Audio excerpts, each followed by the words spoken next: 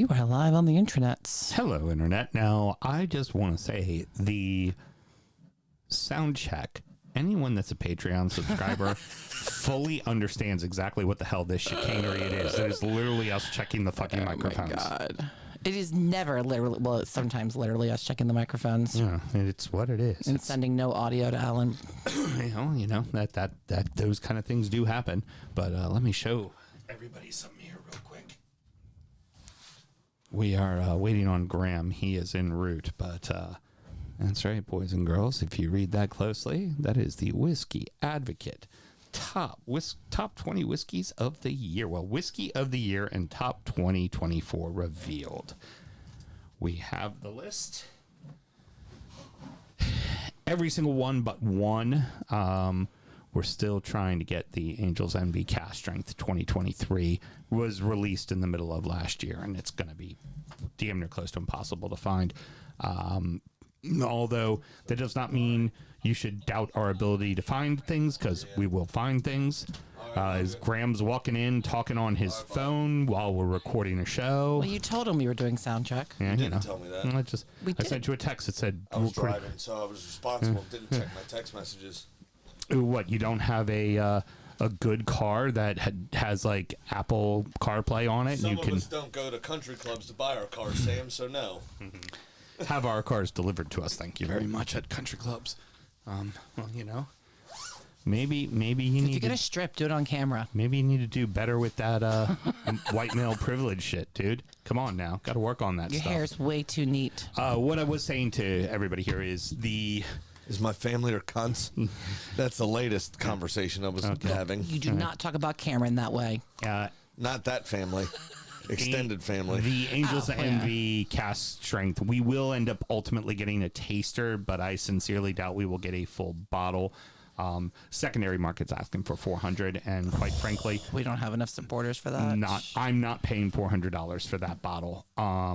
There's very Probably mediocre whiskey. yeah, I am already not a huge fan of that. Yes, Mr. Graham, your notes. If you open that up, your notes are there on number 20. Oh, look at that. Here we go. Well done. Pass over your notes as well. I still have to put a bet Okay, together so, for the weekend. Real quick, Mr. Graham, let you know we are already live. So Yeah, that's okay, fine. like live, like on the internet. Yeah, that's live. fine. Okay, Hello, very good. Internet. All right, so your family's a bunch of cunts then. Yeah, Okay, sure enough is. okay. Seems that way. Just trying to figure out all the family stuff There we for go. the holidays and parties No, and bullshit. no. or just- Way extended family. It's stuff I don't even know that I've told you yet. okay. I'm not prepared to talk about Cool, it. cool. Don't. Well, give me a call tomorrow. Talk to me about tomorrow. It's fine. Okay. Yeah, there's that. Work is insane. Of course. We obviously, this is my next to last show before paternity because on Yeah. the 26th we go into the old hospital for There we go. for our induction. If she hasn't popped by then, so very well could be my last show. By the way, don't know yet. We'll see what happens. So there's that stress, which then also cuts a minimum of 5 selling days out of the end of my year.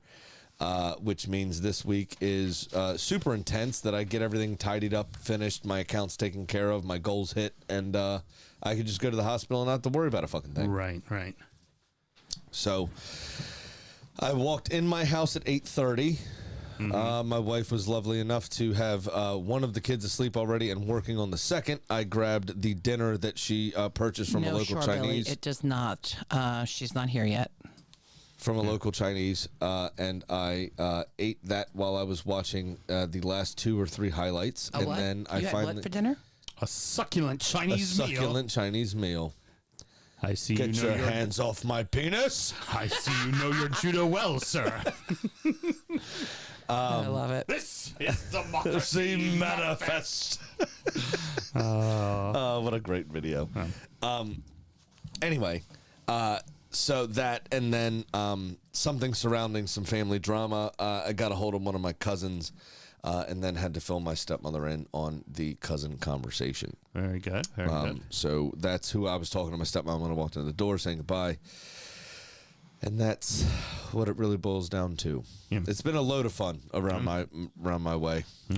Well, and And also, I mean, you talk about how it's already busy. This week is already a very busy week in your work because it's the week before Christmas. And it's everybody's loading up. It's a new credit list Right, as so well. So the week of everyone's loading. Christmas is an old list. You also have a very Wednesday holidays are the worst holidays. So you already have a fucked up delivery schedule. Yeah, everything gets even pushed more forward and pushed back. and push back. So all my Tuesday, Thursday customers have Monday, Friday, which doesn't really help anyone. no. Mondays are super slow. That's fine. Not really an issue. Work over the weekend, no problem. Right.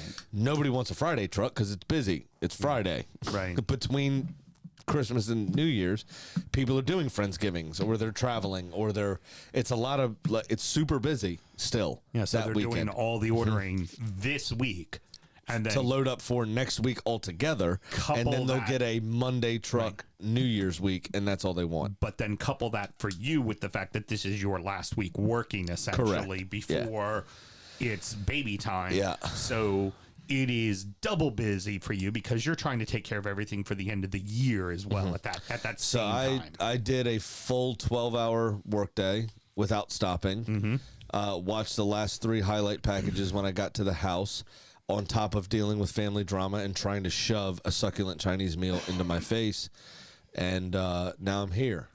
Good. Well, then this works out very well. Tonight, for the first time, I've been meaning to always do this, and I never have, I made red beans and rice.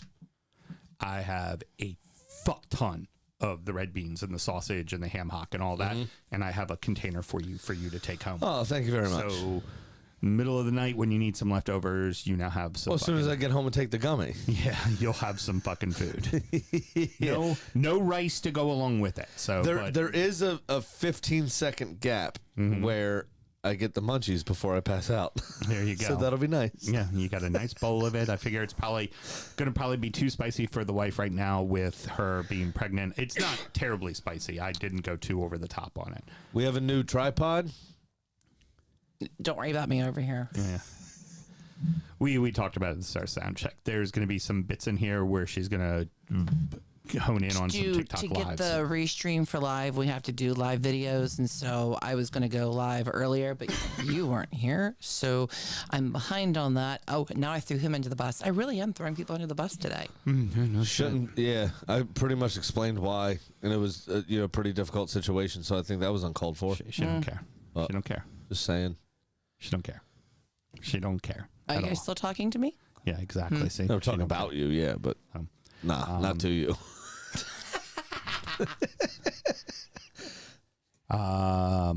But we do start the list tonight. Yeah. Any more for any more? We good? We start the show. Yes, I'm gonna run and go get glasses of ice, but we also have the smaller glasses for our neat. Of pour to course, start. yeah, we need the neat pour. You have yourself beer and all that. Oh, good. good. They Stuff, have Mr. Graham? Awesome. They have an advertisement for that. Yeah, We have none. Yeah. Oh, yeah. You have Perfect. 0. Yeah. Like Great. maybe get a bottle, right? Alrighty. I'm gonna run and go get. I hate my life. I'm gonna run and go get. Well, you're the one who decided to reproduce. Okay. It's All right, not that. I'm That's gonna not the put up problem. That's be getting right. I'm going to put the Be Right Back Up sign on so people know we're coming back, okay? Okay. the cool. kids actually getting me a break. Damn. All right. Stopping subject. Go ahead and pour some whiskey. I'll go get Yes. some glasses and ice, and we'll get started.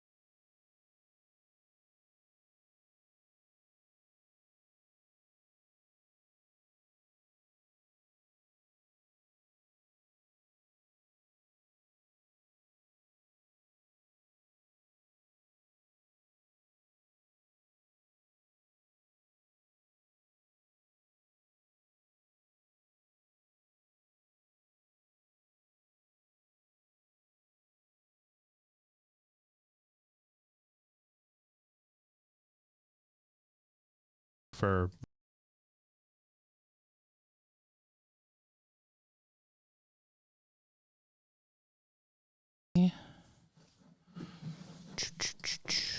All right.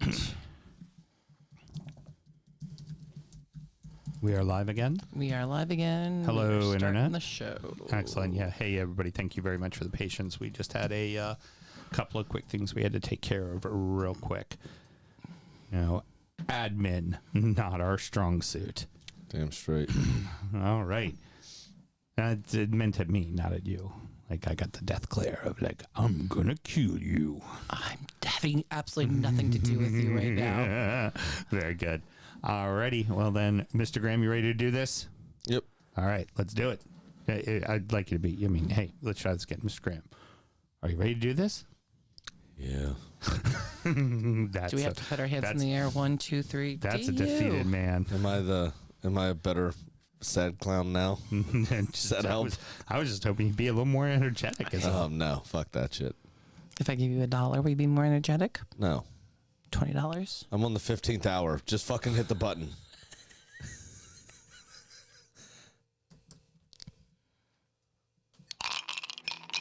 Hey, it's Brad Parker, Crystal Palace fan, and you are listening to the Drunkard United Football Show.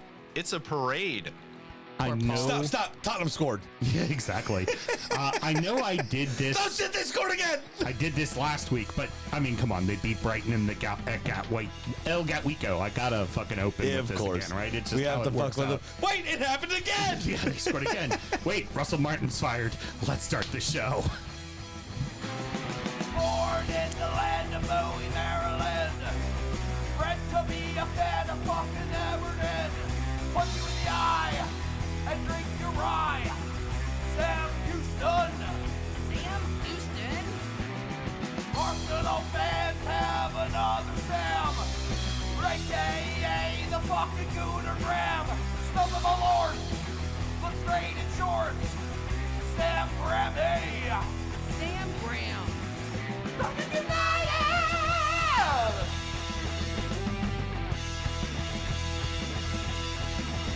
Fucking United!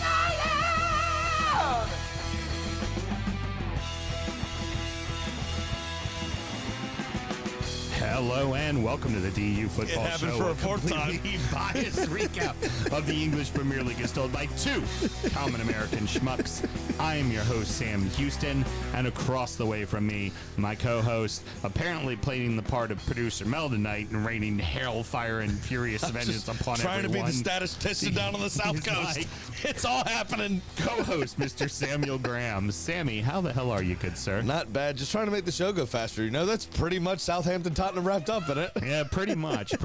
I mean, we've already covered it all. Now, we're not going to, on the ones and twos is producer Mel, fuck's but she sake. doesn't need to chime in because she's literally using all of her hands and doing all of the fucking things right now. So I'm not going to ask too much of her, but good job, producer You know, a Mel. left-handed live video with a sweet fade out. That's pretty decent. Thank you. I'm thank impressed you. by Well, that. considering I actually. almost missed that and I missed the first fade out. Yeah. And I don't know, Shorbilly is watching us both on TikTok and on Yeah. YouTube and Facebook. And we're not going to do the whole show on TikTok. We're just going to do bits and pieces. Yeah. So if you want to Because actually... here's the setup. Right. If you want, you told me to do this, and Yeah. then promptly don't have, you're like, hold on, Sam, I want you to do exactly this. Move the camera away. Don't worry about the camera. I told you, don't Just worry be about me. natural, Sam. Be Well, natural. I'm telling the people on TikTok, if we leave the live and you want to come join us, that's really, really Wait, hold on. enjoyable. His face is a lot right now. I have to No say. shit. If you're enjoying us on the TikTok live and you want to see more of the show, like I said, right now we're just starting to experiment with this a little bit. Please come join us on YouTube or Twitch or wherever you like to stream. We're all over the place. Just hunt down DU Football Show and you can come check it out. But let's go ahead and get into it. Over there doing 1,000 things, Mr. Graham over here yawning, trying to stay I awake. didn't yawn yet. You- Don't bring it up. Yeah. I might. It's only a matter of time. It's probably true. We're recording at the DU Public House just outside the nation's capital. You can check us out wherever you get your podcasts. And, of course, streaming live every single Monday night and right now on TikTok Live as well. Should you want to chat with us, there's many ways that you can. Mr. Graham, TikTok live. tell the good people how they get in touch. Am I supposed to do something? Pretty much. You should be doing some dances and shit. Supposed to do something here? I'm almost 40. I'm not sure what to do with my hands. All right.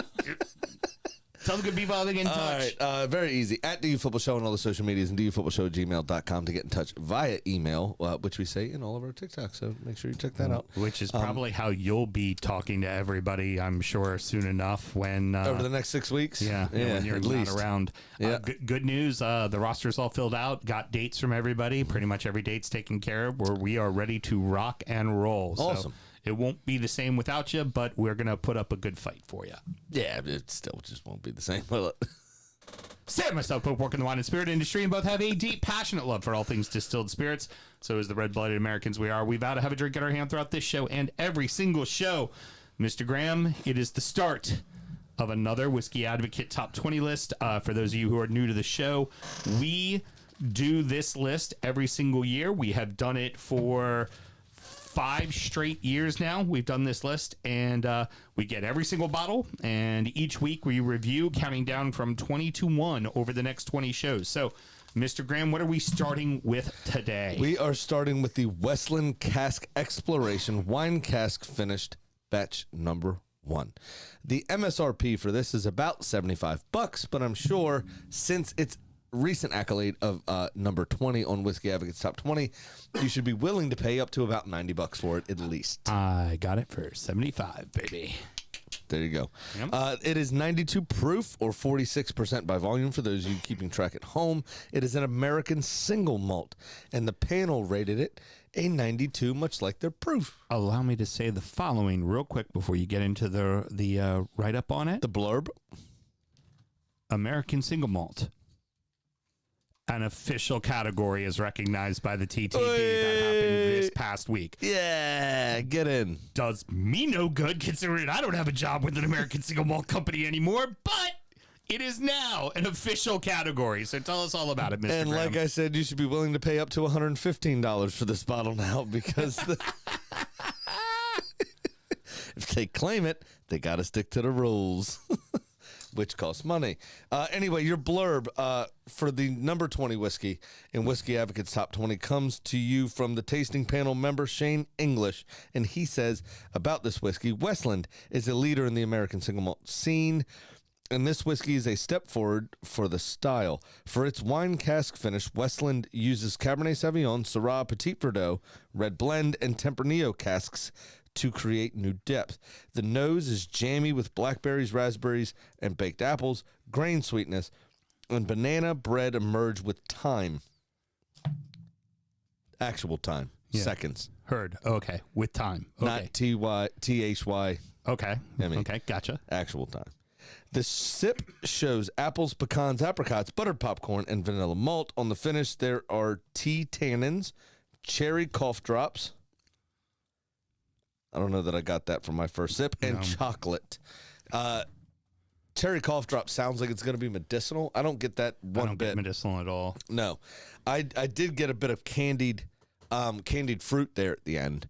And maybe that's what he's talking about because cough drops tend to have a lot of sugar to them nowadays to make them more palatable. True. But I don't get that one bit. I much more lean towards the banana, the blackberry, the jamminess, that you would get from that Syrah barrel, really. I don't really get a ton of tannic quality like you would get from a cab finish. Like, we remember back in the day we did at Jefferson's. That may just lend it being bourbon, but Right. That cab finish Jefferson's was very hot, very tannic, very acidic, actually. This is lovely. I don't find any of those qualities in this. I do get a little bit of barbecue smoke in the nose. Okay. In the nose, yeah. Yeah, not in the flavor, but in the nose, which he didn't describe that at all. But I definitely get it. I get that little bit of kind of like vanilla buttercream thing going on in the palate.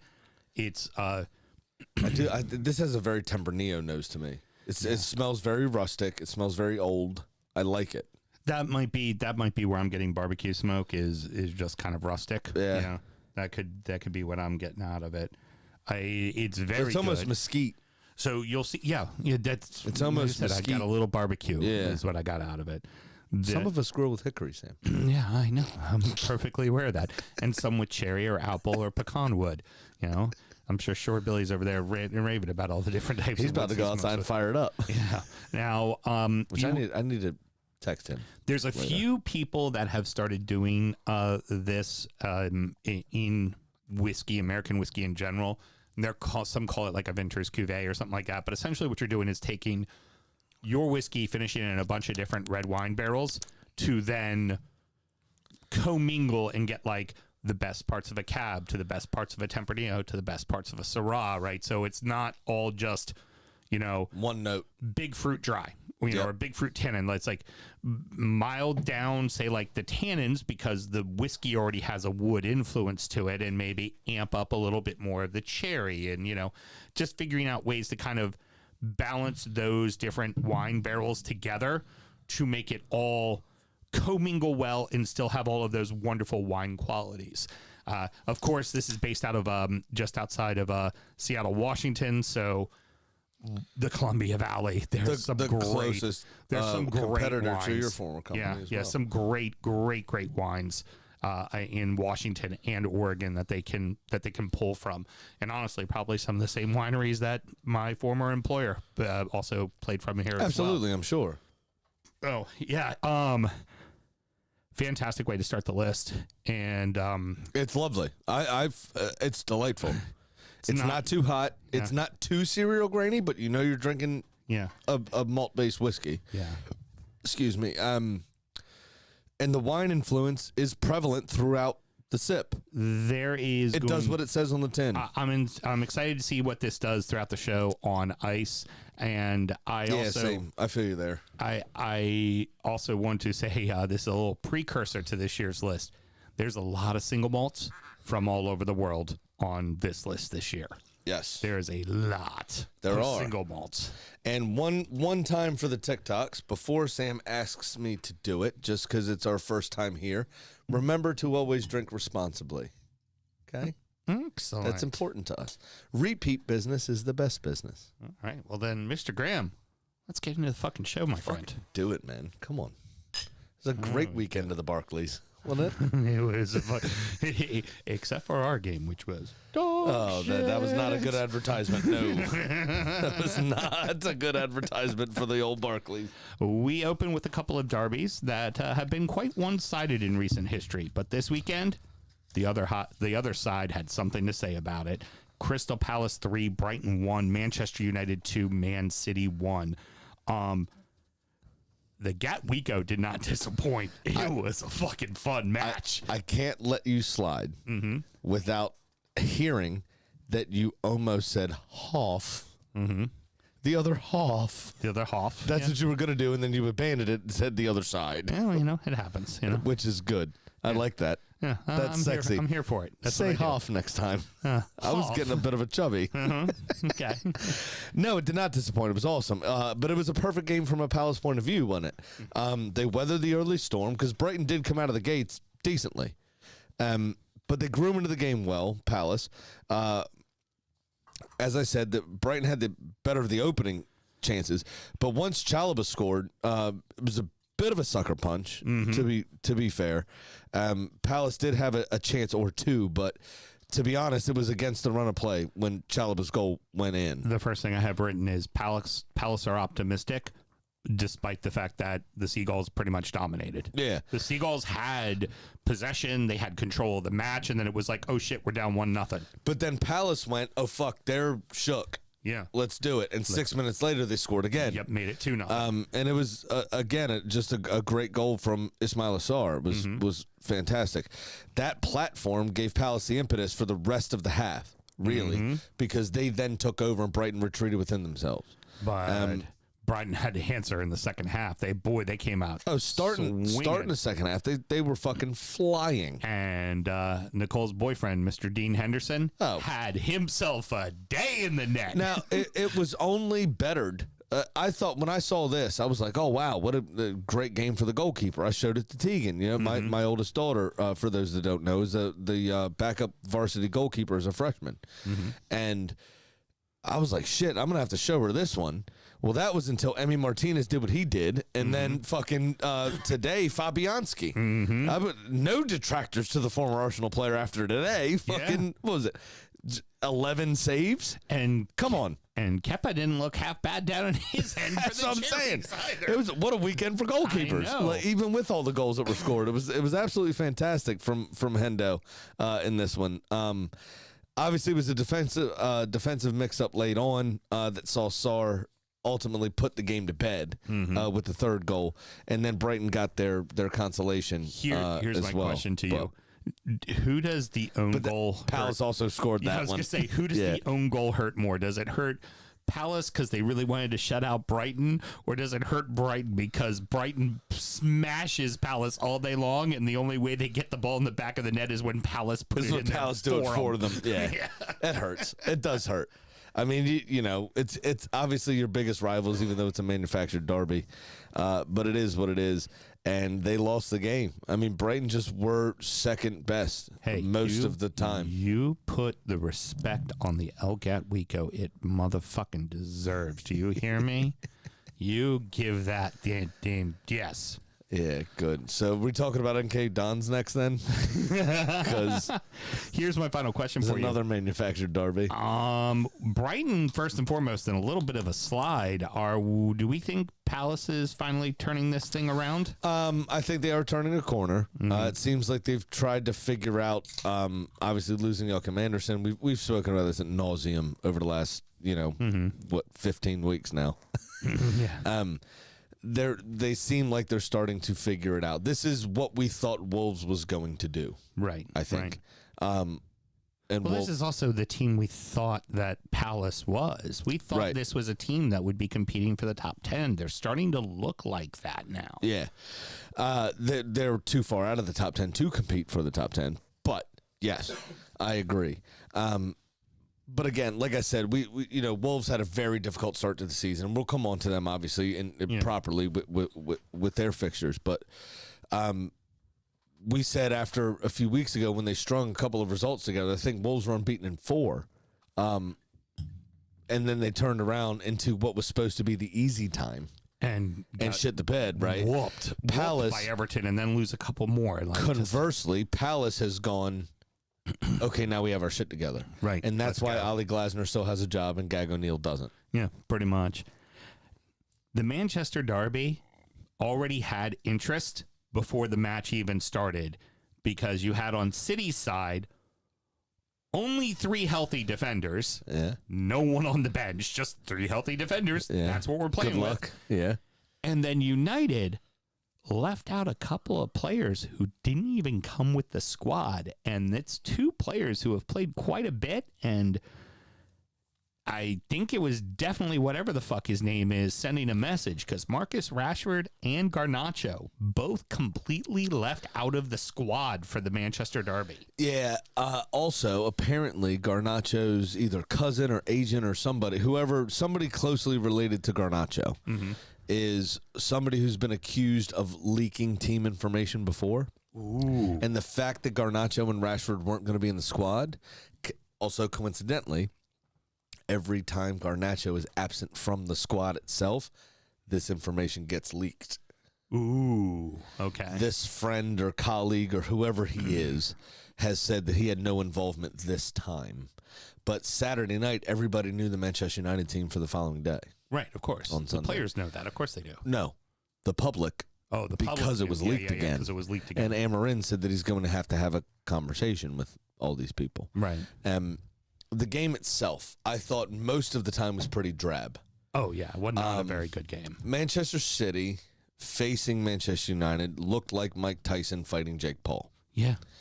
Except for if Jake Paul was half bent and couldn't stand up straight. Because United didn't offer a goddamn thing. No, they did not. Not It one was bit. not a good game. The first 20 minutes especially were absolutely shit.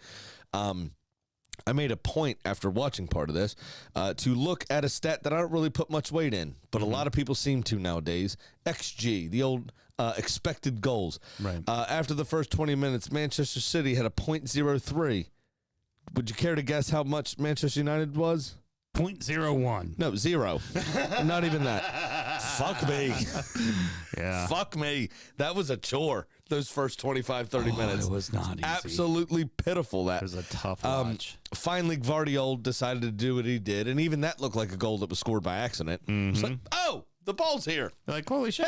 Header, goal. Look at that. We're up 1-0. Oh, shit. It didn't look like he expected it to be there, but it was a decent looping header. He did react well. Fair play to him. But it just overall was just a shit game. Manchester United were tepid. They were slow. Almost as slow as both of our teams were, which we'll come on to that soon in enough. a brief 2 sentences when we get there. But They ain't gonna be much to say about that one. they were quite slow. They didn't really do much, to be completely honest. It wasn't great. Wasn't super pleased with it. My favorite meme of the weekend, though, was the meme of Kyle Walker in the hospital bed. Mm-hmm. Really enjoyed that.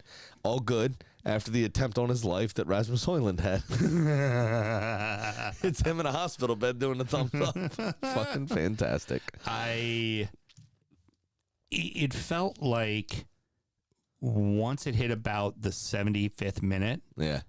that City was just going to try to hold on. Their substitutes kind of dictated Oh, yeah, big that. time. And it just looked like they were going to pack it in and try to hold on.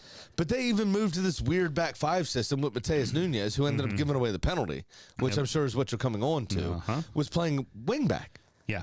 Well, he's been playing on the left side of midfield, really, unless Doku was in the squad, so he was playing on the right today. But the day the game was played, rather, yesterday. But it's what a pitiful. What are you doing? Yeah. Yeah.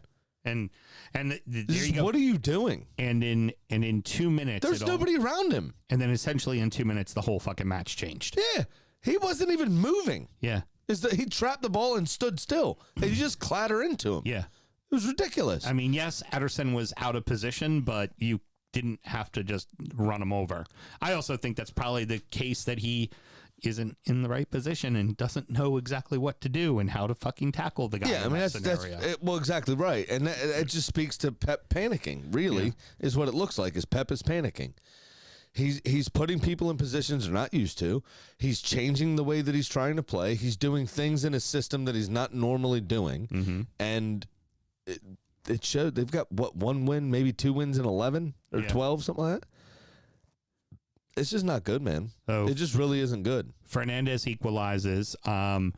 We often say From the penalty spot, be fair. Right. We don't like Bruno Fernandez. He did a lot of fucking crying this game, too. But we'll give him credit for a derby. The just stop, turn, look right at the Manchester City supporters, just go, huh? What? That's not a bad celebration. Like, yeah, huh?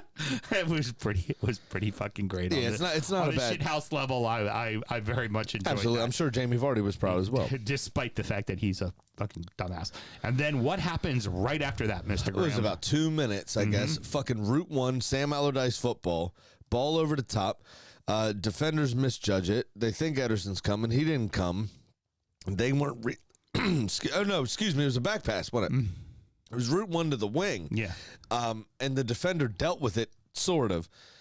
Back pass. Looper. Not well. Amad Diallo, who's the only United player to show any real impetus most of the game. Right. Steals in, great first touch to loop over Ederson, who hesitated coming out, found himself in no man's land, and then hits a volley with decent pace. It was a fine, strike to get it on target with his off foot. Like, okay, great, well done. My problem, and he scores, obviously. My issue with the entire thing is Gvardiol. Like, as a defender, I'm offended by how Gvardiol decided to defend this. Try to back heel. What are you out. doing? Like, just touch the ball out. get a foot on the ball. If they come back and score it, fine. You did your job, though. Get rid of the goddamn ball. What are Sorry, you doing? boss. But he's running at his own goal. Fair enough. You don't want to put it in your own goal. Why are you trying to backheel it? Exactly. Just stick a boot out, stop it. Onana comes and gathers. Or Ederson comes and gathers. Right. It's not a pass. You didn't pass it. You just blocked it. What the hell is Pep doing switching the keepers back and forth? Don't know. I think that I think he's Ederson put what's he them doing? in Cutting the wrong himself way. with his own fingernails. I mean, we're in uncharted territory here. He should.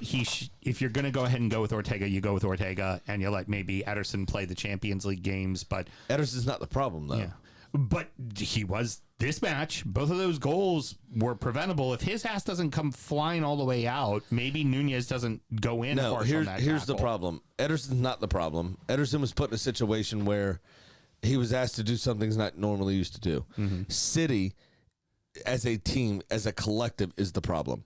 City do not have the possession they normally have. They do not. If they have the ball, you can't score. Mm-hmm. That's how they've played. That's how every Pep team's played. Right. You go to Barca, you go to Bayern, you go here. Right. That's how they've played. They have not been able to hold possession. There's passes being overhit. There's passes being underhit. There's sloppiness going on. There's injuries happening that people that it's seemingly innocuous. They're asking to come off the field. They don't look like they want to be there. They don't look like they're buying in at the moment. And the problem for City and what's going to happen is they just signed Pep to a 2-year extension. They also have these now 130 because they've added 15 more charges. 130 charges hanging over their head, and they may not be able to replace a fucking soul. And these people don't look like they're buying in anymore. No. The amount of attacking talent you have on that field, and you mustered, 2 shots on target the entire fucking game? Yeah. Not good, man. Yeah. It's not good. Something is sour in that camp. They need some refresh. They need something different. It seems like people have stayed too long at the party. Mm-hmm. Pep included. Yeah. Potentially. And things don't look like they're going to improve quickly for them, in my opinion. But that's all part of being humble and shit, you know? We do have on a positive for them. Kovacic is healthy and was on the bench, so that could. He came on in this game. Yeah, and after he came on, Manchester United scored twice, so well done. That fixed it. I think that might help them from the starting. Eventually, I'm sure it will, you know? yes.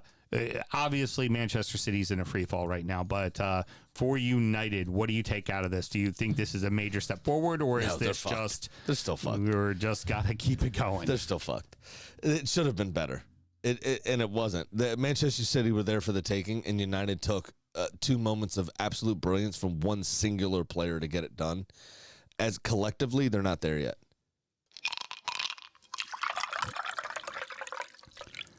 Sometimes matches don't need a storyline. Sometimes they just need to be fun. They are fun. Fulham 2, Liverpool 2, Forest 2, Aston Villa 1. Back-to-back draws for the Reds and back-to-back draws for Fulham. But somehow, they each feel a little different, don't they? Yeah. Yeah, they do. For the Reds, it's like, oh, shit, we've dropped points here a couple times. Or for Fulham, you go, yeah, we just drew Arsenal and but and away at Liverpool. Yeah, we it's huge. just did that. Arsenal was at least in their building. Yeah, right? right. This was at Anfield. Yeah. And a straight red for Andy Robertson. Thoughts on that? Do you think that Virgil van Dijk was potentially last defender? He's not fast. I don't think he was either. I think that there was some commentary that was like, well, he was there, and it's like the ball was going right towards him. The ball was only going right towards him because Andy Robertson tackled the guy, and the ball shot It out. was a very heavy touch. Yeah, exactly. Yeah. That ball would not have been touched like that if there there's no wasn't way. a tackle. Obviously, Pereira got things going before Liverpool went down to 10 men with Absolutely. a phenomenal fucking goal to open the scoring, to be completely fair to him. And then Fulham were obviously boosted by that straight red. But Fulham didn't take the chances they were given there. I think they hit the post once. I think Jimenez did some weird chip over Allison that ended up going wide. Yeah. Looked really cool for the beginning of the highlight package until the rest of the shot played out. Yeah. Obviously, you have Liverpool coming back into it through Gakpo, and then obviously Salah, but not before it was. No, excuse me, it was Jota that scored, wasn't it? But Rodrigo Muniz with one of the goals of the season, in my opinion. Oh, gorgeous fantastic flick around Allison. Was brilliant. Little, very, very, very tidy. Super happy with that one. But I spare a thought. For Cuenca. I think he's made 3 substitute appearances this season. First start for Fulham. Right. Against fucking Liverpool at Anfield. Right. And Jota sent him for a fucking hot dog. Yeah. He definitely zigzagged, and Cuenca zigged when he should have zagged. Oh, yeah. And he went the wrong way. It was not good. And Jota finished well to draw Liverpool level, and that's obviously how it finished. But it was wonderful from Fulham. I mean, they're absolutely fucking flying. This has Roy the Boy back in the day going to the Europa League final. Remember this? Written all over it. I mean, Fulham's having a fucking season, and I like it. They're very polite down there, very nice to everyone. They deserve it. And then they can go back to the championship in 2 years, and it'll be fine. Marco has this team humming. That was for you all. Marco has this team humming. They are definitely, I think, poised to be in the discussion for a European spot. Yeah. I think There's no reason they shouldn't. And you know what? They're not afraid of anyone. McRib, they could fucking win the thing. Oh, God, yeah, they could. As long as Chelsea are in it next season also. Because Right. Chelsea are walking away with that motherfucker this year. Oh, my God, they're killing everybody. So Chelsea played a team in the Europa Conference League this year called FC Noah. And they've scored a goal for every species on the planet 2 times over. Just like the Ark. And if that's the case, then Fulham could absolutely get it done, in my opinion. The only silver lining right now for the Reds is while I was they're... worried how it was going to be funny today. Yeah, exactly. I'm doing pretty goddamn good, So the one considering. the one thing that the Reds can at least take away from dropping points here is that pretty much everybody else except for Chelsea are dropping points too. Yeah. That's the one thing So they got going for them. The one happy thing, from my perspective as well, is Chelsea are so young. Now, they seem clued up now. They seem pretty organized and things happen. You did too a few years ago, and you Right. lost a 10-point lead. But you run into a little bit of an injury crisis, or something happens that changes the team just enough. I feel like Chelsea have the best chance of any one of us to drop points the rest of the season, really. Right? Right. So I'm not so concerned about their surge yet. I don't think Liverpool should be either, because Liverpool have amassed such a point lead that even after 2 pretty piss poor results, they still find themselves 2 points clear with the game in hand Right. against, arguably, no disrespect, a relative struggler. So you got to figure that's a 5-point lead, right? Right. I think they're still pretty safe from Chelsea. Right. Because Chelsea still could come against some adversity this season. Will they is the question. I mean, that's why we still play the games, right? We'll see what happens. But I feel confident Chelsea are going to drop some points at some stage. I don't think they're ready to really. I mean, Cole Palmer against us, for instance, a few weeks ago was absolutely fucking anonymous. Right. I don't know that they're necessarily ready collectively to step up and be a major player. Are they good enough to beat the teams they're supposed to beat? Yeah. Is that enough to get you the title? No. Are they title contenders? Yes. Yes, producer. Keith Kerm. Hey, Graham, you should be concerned with Chelsea. No. I'm not Well, there worried you go, about. Keith. I don't worry about. Well, allow Same me. way I wasn't concerned with y'all. Look where y'all are now. Vindicated. # vindicated. Saudi money. For and all that. being a scoreless first half, Villa and Forest was absolutely frenetic. It was a crazy fucking game. Especially, I mean, Villa Forest? yeah, Yeah. They're all over the place. All over the place. I enjoyed it to a point. I heard someone today. I'm going to let you. This is the only thing I'm going to say. Okay. Because it was brought up today. You remember David Seaman against, I think it was Sheffield United or Sheffield Wednesday. Ball was behind him. He reaches back. He's got his ponytail flowing in the wind, and he claws that ball out from the goal line. Yeah. They were saying that, and fair dues, today's game's faster. The technology's a bit different. The ball's a bit different. Emi Martinez's little claw on Yeah, the goal, and it was behind the underneath of him. back. Yeah, Like- his little claw off the goal line was better than that one. And I heard somebody say they're never going to reference David Seaman's save again because of this. Wow. And what I have to say is go fuck yourself. It was decent, but it wasn't that. It was pretty good. That guy still ate pies. Producer Mel, Yes. what flavor would you care for? Damn. Wait, where's the Before her Malort analysis, selection? Here, that's take what you're the, doing? I'm take just the going to camera. pour it while she's talking. That's all. Take the camera and show the Malort selection. Let's go with bourbon. I mean, the barrel aged. Barrel aged, okay. Here, I got you here if you want. I'll just do the whole goddamn thing while you're all pouring. This is cool. I like this.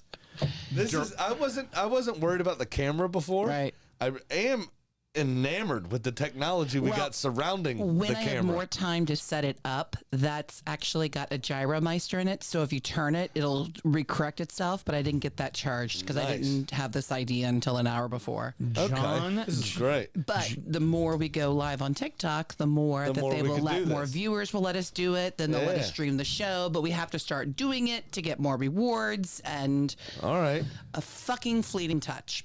I like it. yes, that's right. Mel, tell us about a fucking fleeting touch. Fucking fleeting touch. So Morgan Rogers going in the box with the ball, and he is grabbed by the Forest player, and VAR looks at it, and VAR decides it is, quote, a fleeting touch. Yeah, Fucking yanked his arm they back, man. fucking yanked his arm. It's not a fleeting Like, touch. in the discussion with the commentators, they're like, that was a very invasive touch, and we're not sure where the disconnect in dialogue is coming, where they on VAR will call it a fleeting touch. I mean, it literally could have pulled his That's arm a out of fleeting socket. touch. Yeah. Not the shit that they did. And so we were robbed right there a point. So this should be a tie. And Now, John Duran did get the start. He also Fuck, scored he's the goal awesome. right after Emmy made that save. Yeah. What a fucking phenomenal header that was, by I the way. love John Duran. Great header, by the And way. here you go. You think Villa's got it all under wraps. You feel like they're going to get it done, and then See, I Forrest got two cameras and I don't Not know which one to as- look I at. know. not as I did that too. quickly, not as quickly as United did it, and maybe not as surprising, but still impactful. Turn around, get 2 goals, walk out 2-1, smash and grab. How you doing? How's your father? Yeah, but it's Chris Wood, isn't it? Yep. And then Anthony Alenga, when he came on, he changed the game for me. Oh, He absolutely. was very, very direct. He was absolutely excellent. Yeah. I feel like there's going to be some, especially with Shorebilly, who's watching both streams right now. There's going to be some Twilight Zone shit between my camera and this camera. Just fucking going nuts. But Mel, you have a Yes. responsibility to the I viewers. do. Real quick, I do want to preface this since there's TikTok people who aren't familiar with how we go about doing this. If our team loses, that is, if Arsenal loses, if Everton loses, or Edgar if L562 just joined, yeah, and Larry Thomas pinned it. I Okay, think. well, allow me to. Sweet. Okay, Hello, guys. Let's not get obsessed with that. Let's finish what we're talking about here. I'm not good at this. I shouldn't have this. You have to do a shot of Malort if your team loses. Mel has chosen the barrel-aged Malort today because we have barrel-aged Malort. Show we the- have show the normal original. bottle. I've already showed already them did all. that. Oh, okay. Already showed them all. right. The again, let's. I told you I fucking- shouldn't have the camera. So I go know. ahead. Fuckers, I am grabbing back this wheel and driving this goddamn bus. You two are out of fucking control right now. Jesus Christ. Sorry, It's show just- title's going to be TikTok. It's just a live fucking stream. We'll be all right, okay? Nobody we know either. It's going to be going on January the 19th anyway. Settle the fuck down, right? You're Oh, yanking shit, I it. better get my dances in. Gotta make sure. Go ahead. Producer Mel, please Yes. do your shot. And you want to probably turn it that way on her. All right, we're Yeah. ready. Yeah, a fleeting touch my ass, up the Villa. You know, we did well in the Champions League, and I'm okay with it. Shorebilly just wants me to mention his name. He's liking it every 5 seconds. Also- That's how you take a shot of Malort like a fucking professional. There you Yeah, go. You know Please how take this back. that's one of those things that everybody is doing the Malort. I'll have another, but they can't get through it. I'm like, Yeah, I've you know seen- what? Give me a little halfie real quick because I want to make sure I can say I have another. This is a big thing going on lately. This is absolutely Malort thing? ridiculous for me. And our game actually deserves us taking a shot of Malort. Doesn't It it? does. It was that bad. Deserves you taking a shot on Malort, not me. It was exactly what lost you the- wanted. You lost the game. He won the So game. here's the Malort, and real quick, I've had 2 glasses of this scotch, and I've had a bit of this beer already.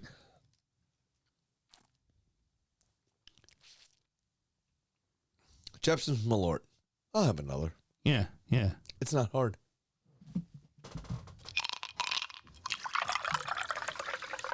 Oh, that's such shit. So good. Rounding out the rest of the league, and so that Hold on, happened. I'm going to end the live, so tell them Wait. to follow the show on YouTube. Follow the show on YouTube. At DU Football Show on all the social medias, guys. Follow us, please, please, please. Facebook, YouTube. Come check us out. See you soon. Yeah, thank you. I will edit that. And give me a Welcome good back, break. faithful listeners. We're here for you now. Oh, sorry. And go. Rounding out the rest of the league, and so that happened. Arsenal 0, Everton 0, Ipswich 2, Wolves 1, Newcastle 4, Leicester 0, Chelsea 2, Brentford 1, Spurs 5, Southampton 0, Bournemouth 1, West Ham 1. Arsenal Football Club and Everton Football Club played a professional match in the English Premier League this past weekend. I mean, I guess we have to say something. Pickford had 5 saves. 3 of them were routine. Just yuck. One of the most boring games in the Premier League I've watched since we sat live for Arsenal West Ham, and I fell asleep during the game Yeah. in the Emirates. Yeah, in the Emirates. Together. Yeah, it was... Pitiful. It was a bad game. We did exactly what we wanted to do. We did exactly what we wanted to do. 100% you did. If you can't score, you can't win. You didn't score. So we didn't win. It's Yeah. just that simple. But And we didn't Arteta- try to score, which was the annoying part. Yeah, Arteta I came think out afterwards and was like, "We deserve to win that game." It was No, he like, didn't. What did They you? didn't. Do, what did you do that actually showed any He has to say that. attempt for the like? He has to say that. It's a PR thing. He has to come out and say that. It's bullshit. If He doesn't believe that. If anything, Everton deserved to fucking smash and grab just to be dicks about it because No, that's how you didn't bad deserve Arsenal that either. looked. You didn't deserve that either. Arsenal looked terrible. Yeah, but you barely had a foray beyond midfield. You didn't deserve that either. We didn't have to.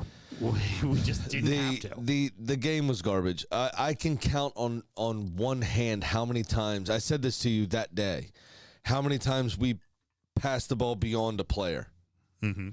Most of what we did was center back to right back to right wing back, or right winger to right-sided central midfielder, right-sided central midfielder to striker to left-sided central midfielder, left-sided central midfielder to left winger to left back to left-sided center back. And all our defense did was go. Was just easy shift and no Shift fucking side, problem. left to what right you and what left you to right. do against a low block is you go right wing or right back rather, excuse me, to left wing or to left wing back Right. or left back. Move it around a lot. Right.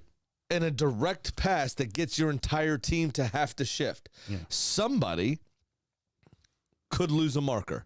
Somebody could, oh, fuck, I'm tired. I don't feel like doing this. And running that 15 yards or 20 yards to their new needed defensive position. And that left wing back should then take no more than 2-3 touches. That touch should be into a striker, immediately surpassing the rest of the midfield. That striker then lays the ball off. Then that ball gets passed beyond to somebody else. And now defensively, you're fucking, God, where are they going? What do we do? And that creates pockets of space that we should have been, and we have done for the last 3 seasons, exploited pretty fucking well, all accounts, but we never created the space to do it. It was so slow. It was so slow. Your only it was real ugly. efforts. Your only real efforts on target were from Everton mistakes in the first half that Pickford made nice saves on. Yep. That was it. That was. I mean, But that one at the start of the second half. yeah. We talked about that that too. one you created. But that was it. It's But the just two like, in what the are you first guys half doing? Were Everton mistakes that led to those shots. It and that was so slow. It was absolutely pitiful. I'm done talking. We talked too much We about are. it. It was terrible. sloppy match from Ipswich and Wolverhampton, and just flat out a comedy of errors how that first ball went in the net. It absolutely was. I mean, they thought the job was done when Totti cleared the ball off the line, right? Except for he cleared it off the back of Doherty, didn't he? Mm-hmm. It just trickled into the back of the net. Just, well, look at that. Just like, oh shit. Mm-hmm. And then they storm back. They play very, very well. Wolves, to be completely fair to them. They played. They well created enough to win. They should have created won. the chances. Yeah, They absolutely. played really well. But then didn't. I mean, Cunha beat the keeper near post. Fine. We've all had our problems with Muric. He just Not good. Yeah. If Ipswich stay up, I see a landing spot for Aaron Ramsdale real quick. To be completely honest, who is somebody that I hope finds a landing spot in the Premier League. Because Muric just ain't the guy. To be honest with you. But that brought Wolves level, and they actually did try to push for a winner. But after that goal, they didn't really create what I felt like was a clear-cut, proper opportunity. Right. To be honest, Ipswich kind of buckled down and just went, weather this 5 minutes, and then we'll push. And they did, and they found their fucking winner. And when you know it, Wolves defense lets them down again. A wide open header. Oh, yeah. God, how can you let that guy be that open? It was ridiculous. It was absolutely fucking ridiculous. But then also further bad decision making. And Ryan Aitnuri gets sent off for dissent in stoppage time. Yeah. Like right before, if not at the final whistle. Yeah. Yelling at the officials. Like, what are you doing? Yeah. What are you doing?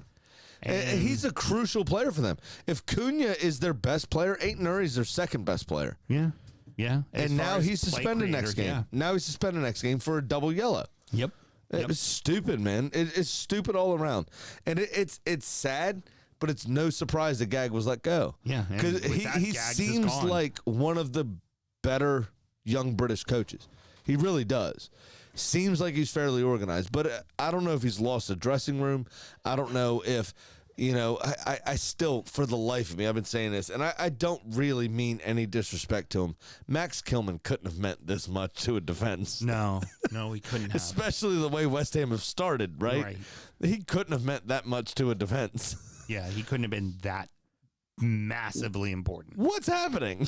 Yeah, it's tough. And, well, Excuse me, Jose Sa looking like ridiculous. So John Stone comes back in, obviously, in this game. We talked about Sa and his recent travails. But he was a very good goalkeeper in this league. Like, what happened to him? How did it seems like this season started and Wolves just went, yeah, it's been too long. yeah. I'd fancy a season in the championship. Yeah, it just not good. And They had one of the toughest starts of a Premier League season, which is why Gag got so many games. right. And they went on that little unbeaten run we spoke about earlier in this show. They had that little four or five games, whatever it was, unbeaten run. I think they picked up 7 points, and then it was supposed to get easier, and they've lost 4 straight. Yep.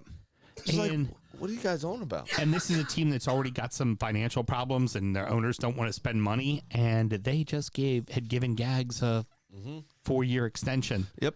So who are they? Are They now have to pay that out. Yeah, Yep. and are they going to go try to get like a Moyes type to try to survive? Because I figure they want to try to survive. I have a good line from another podcast. Oh, yeah? There are names being talked about. Devin Moyes is one. Mm-hmm. A very far outsider at this stage.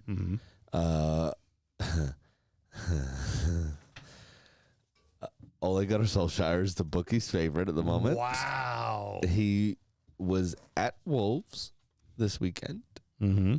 He is the bookie's favorite. He was asked why he was there. He said he's good mates with Kieran McKenna from their time together at Manchester United as players. But you've had loads of times to go see Kieran McKenna at Ipswich, And yet you're seeing him and you're without a job. But all of a sudden you show up here, and you know the manager's under pressure, and you're the favorite to take the role. Yeah. So that was interesting. Apparently, and I'm sure Jorge Mendes has had something to do with this, old Georgie boy, who turned this club into his super agents club. Saudi pro manager Vito Pereira, I think is his name, who has managed in Germany to no great record, China, Saudi Arabia, where he is currently, Brazil 2 times, and that one was surrounded by a huge amount of controversy. He took charge of Corinthians, seemed fairly well liked, put in his resignation kind of unannounced to take care of his mother-in-law, who was very ill back in Portugal. Only to a month later take charge of Flamengo in Brazil, one of Corinthians' rivals. And then did a really shit job there and got canned a couple of months later. So burned bridges with two sets of supporters in the same country. Right. Very just strange person, but he is what seems to be the person that they're in advanced talks with, even though he's not the bookie's favorite, which is Ole. And but he managed in Turkey for a bit. Like, he's just a bit of a mad guy. So for this show, fantastic. Put it right in our Fucking hands. yeah, please Right in sign our him up hands. to a 10-year deal so we could do a wee shuffle at Crystal Palace like Pards did. I'd love every second of Oh, it. we're gonna need something to talk about in the EFL show next year, so that'll be great. And see what this cunt gets up to. It's gonna be phenomenal. But it's just not. It's not good at Wolves at the moment. There seems to be a lot of disjointed thinking, a lot of disjointed. Just even on the pitch, just what they're doing. Gag didn't teach them to do that. They just did that shit on their own, and it's just not great. But good on Exactly. Ipswich. Well done. Yeah. I feel so bad we didn't actually really talk about them. Well, But- we still got 4 more to talk about. I I want know. to wrap it up quickly. Magpies just absolutely fucking dominate, and the Leicester defense is just dog shit. Yeah. And that's with Voutface on the bench. Yeah, I'll just say this. I mean, it was fairly straightforward. 4 shots and just 1 on target from Leicester in the game. That conversely is Newcastle 27 shots to 11 on target. However, their possession was only separated by about 11%. Newcastle were so efficient. They were exactly what you would expect from an Eddie Howe team. The problem with that is, why can't they do that every week? Yeah. Because they do possess the quality to do that. That's they what you just don't. That's what you wonder. Was this a good win for Newcastle, or was this Newcastle just beating a bad team? So the last thing I said about that, well, since Rude took charge, Leicester were unbeaten in 2. Right. I mean, you got to imagine that he maybe put them together a bit, especially given that, again, outside of football, Right. they went on that Christmas party and had that sign that said, "We miss you, Enzo," in the club, which is weird. I still don't get it. But the final sentence I wrote were, Newcastle were excellent, but did they really need to be? Because Leicester were that bad. Yeah, they in just this were. game. They were horrible. Did they just resort to type? I mean, the 3 games into his tenure, I'm not prepared to say. So I guess we just have to wait and see if that's going to be just how Leicester is. It's going to be a struggle for Rude. It really will be. I feel bad for him because I really did think they had the best chance of staying up. They had the most Premier League operators in their squad of the promoted sides. Yeah. Well, you see what Ipswich just did, and you start to wonder, maybe Ipswich can do it. That's what happens when you include an entirely Spurs midfield. Yeah, that would probably do. You don't tend to win shit. Yeah, no, definitely not. Sorry, mate. Chelsea now find themselves in second place. It was a win. The only thing I wrote down is it's really, this one was really a weird watch, right? Chelsea played really well, but I feel like they were a bit fortunate still because Brentford had a lot of chances. They hit the post once. I think they had the crossbar as well, underside of the crossbar that stayed out. Brentford played really fucking well in this game. And good showing for being on the road. Yeah, for them, you know, 'cause right, they've about been 2 miles down the miserable. road at the most. But they've been miserable on the road this season. So, Absolutely correct. So in somebody else's building to actually put up a performance is encouraging for them. But this is also where I say I feel like Chelsea have the best chance of dropping points Yeah. because they the way they've been playing, Brentford should not have been in this game, but they were in this game. Their next match is a game they don't typically win. And I'm not sure this young team's going to do it either. Also, They don't like to win at Goodison. They love to fuck it off at Goodison. They fuck it off at Goodison a lot. Flecken gave up a near post goal. to Nico Jackson that Flecken doesn't normally give up Yeah. in this game. Yeah. I think it was a bit strange, that one, Yeah. to be honest. Something's off in the water in Westland, and you know, I'm not sure this is a fair result necessarily. Almost thought 9-0 was going to happen for a third time, Mr. Graham. What was it? 20 minutes. It was already 4-0 for the Spurs over the Saints. I mean, they absolutely dominated them. And like you said, and I'm surprised it didn't happen, that, what's his funker? God, I'm already forgetting his name. The damn head coach. Postecoglou? No, for Russell Martin. Russell Martin wasn't fired at halftime. It was that bad. So I heard the initial tweet that relieved him of his duties came out 20 minutes after the game. Doesn't So surprise me to hear that. essentially almost was fired at halftime. And the only thing I wrote, you can read it right there for the good people. Welp, it almost happened again. Yeah, 42 seconds, I think it took for Tottenham to score. Tottenham are a good team, right? There's no two ways about it. They have their faults, yeah? They have good attacking talent. James Madison, we've spoken about for years. Quality fucking player, yeah. We've spoken about Richarlison has had his moments. Now, he hasn't been playing very well. He's Hasn't been playing hurt much at also. all. He's been hurt, But too. I know. I'm just trying to go through the line. Timo Werner did very well in Germany. Made a name for himself. Has embarrassed himself in England a fair few times.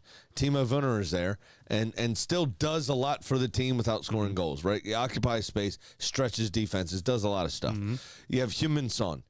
Bad season, but for the last, 5, been fucking phenomenal. Absolutely excellent. One of the best scorers in the Premier League. Exactly. I think one year won the Golden Boot, actually, or close to it. Maybe was finished only second to Harry Kane, maybe. You've got Brennan Johnson, who largely has impressed, but still have questions about until this season, where he went on a run of 7 straight games of scoring or assisting, and then now in 3 hasn't done fuck all. But he was in good form. You have all of these things. Solanke and Kowalski as well. I mean, Kulusevski, yeah. Kulusevski, but you have, conversely, you have Tyler Dibbling, who scored 2. Well done this season. He's 18. We were speaking very fondly about him a few weeks ago as one that's going to get snapped up by somebody when Southampton get relegated, because it will get relegated. Definitely. But you put up a coach that doesn't have the players to play the way that he wants to play in a league that they don't belong in, against a team that high press pretty well. The reason they're not elite is because they leave themselves open at the back and they get scored on more often than they score against those big clubs. But against your shit little team, they're going to massacre you. and they did. Yeah. They absolutely did. They took the foot off the gas in the second half. Do you remember the Dane? It should have been 9. Do you remember the Dane Cook joke about shooting the office up? Mm-hmm. The reason Tottenham didn't score in the second half is because Russell Martin gave him a fucking Snickers 1.6 months ago. Yeah. Right? Yeah. They walked in and went.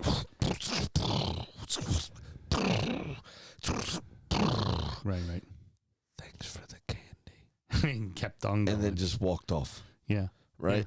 Russell Martin saved them because he gave Ange Postecoglou a Snickers 6 months ago. And that's the only reason why they didn't. Only just reason it wasn't completely- 9-0. Because they were absolutely fucking dog shit. He does deserve to lose his job. So It's sad because he has a good philosophy. I like his philosophy. And it's something to be said for standing up for it. For saying we're going to play this way. I get it. I like it. But you can't do that. It's a results-based business, man. yeah, You've been naive there. 100%. He just didn't do it. Finally, felt like a fair result, the draw, but it felt like it should have probably been 2-2 or 3-3. Now, Like, I promised myself I was going to look this up when we talked about it on the old FOTMobby. The stats that I use, see, it was already here, already ready to go, because I've got a total of 45 shots, 29 for Bournemouth, 16 for West Ham. On target was 9 for Bournemouth. 3 for West Ham. So 12 shots on target from 45. There were 18 corners in the game. It was just, the game was fucking insane. Accurate passes only totaled up to be 636. Both teams registered under an 80% positive completion rate. It was such a crazy game for fucking intense. For the first goal to happen in the 88th minute. Yeah. Like, I'm watching. I'm like, how is this not What is 3-3 happening? already? Yeah. Like, That's why, like, Smokey talks all this fucking shit about Flapiansky and all this stuff. You fucking build that man a statue, you cunt. he played his ass off. He saved Lopetegui his job. Lopetegui should be paying for that fucking statue outside the London Stadium. Fabianski was excellent in that game. Hands down a handball for Tyler Adams. Yeah. I mean, you can't throw the arm up in the air. The arm Sure goes in can't. the air, it's gonna be a handball every single time. Agree. Does not matter if you're turning away. It's gonna be a handball. Totally agree. And there it was, smash and grab, all ready for West Ham, and then Unal does it again. Oh, yeah. That free kick. It's a fucking phenomenal goal as well. What's Fabianski Phenomenal supposed to goal. do? That's one of those ones where, like, in my old keeping days, where you have a game like that and you get scored on like that at the end, where you just look at your team and you're, what? What do you want me to do? Yeah. What? Yeah. Like, And then all of us look back at you and go, your job. yeah. That was my Fucking save it, cunt. my junior year in high school. We had a game against Lars's alma mater. Not when Lars was there, obviously. We're separated by a few It years. was a fair few years. Come on. But they You may we have were the same aesthetic. playing Glenelg, and we're up 1-0. I've made damn near close to a dozen saves. I save a penalty. On the ensuing corner, the guy that took the penalty got left wide open on the back post by himself and tapped it in the back of the net. When we got on the bus, coach told me I'm the last one to get on the bus. And I'm standing outside the bus. He's fucking screaming at the entire team. And he goes, get on. And I start to get on the bus. He goes, you all fucking apologize to him. And I had to walk to the back of the bus. Everybody's like, sorry, dude. Nice. Nice. Yeah, that's one of those kind of games. That's how it should have been for Fabianski. Everybody at the end of the game should have been, dude, Sorry about that. sorry, man. Sorry about that. Sorry. Yeah. Sure money. It happened again. It happened again. Sam lost a bet.